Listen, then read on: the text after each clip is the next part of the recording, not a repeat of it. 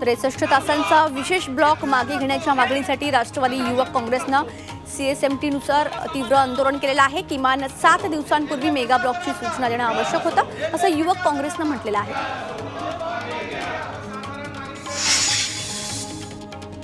काँग्रेस खासदार राहुल गांधींना सावरकर बदनामी प्रकरणी 19 ऑगस्ट रोजी पुण्यात न्यायालयात प्रत्यक्ष हजर राहावं लागणार आहे। तसे आदेश दंडाधिकारी अक्षय जैन यांनी दिलेत। सावरकरांचे बंधू सातत्य सावरकर यांनी पुणे न्यायालयात याबाबतचा खटला दाखल केलाय।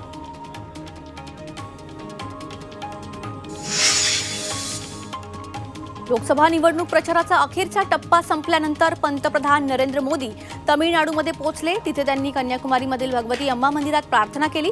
काल संध्याकाळपासून 1 जूनच्या संध्याकाळपर्यंत मोदी या ठिकाणी ध्यानधारणा करणार आहेत।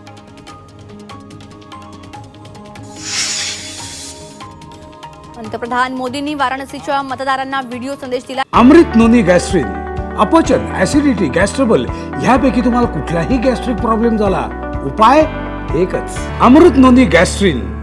यामध्ये त्यांनी काशीला जगाची सांस्कृतिक राजधानी असं वर्णन केलं। जनतेनं गेल्या 10 वर्षात दिलेल्या पाठिंब्यामुळे आभार व्यक्त केले। तर 1 जूनला होणाऱ्या निवडणुकीत भाजपला मोठ्या संख्येनं मतदान करण्याची विनंतीही केली।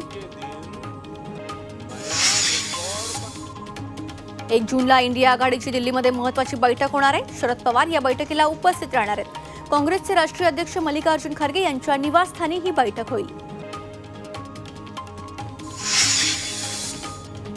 पिंपरी चिंचवडमध्ये थेट साताऱ्याचे उमेदवार उदयनराजे भोसलेंच्या विजयाचे बॅनर लावण्यात आलेत।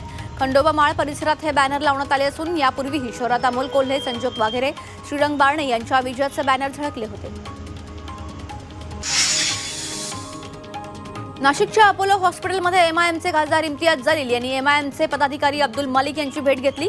जमिनीच्या वादातून 2 गटात 6 राऊंड फायरिंग झाली होती। यामध्ये मलिक यांच्यावर 3 राऊंड फायर झाले होते, त्यात ते जखमी झाले होते।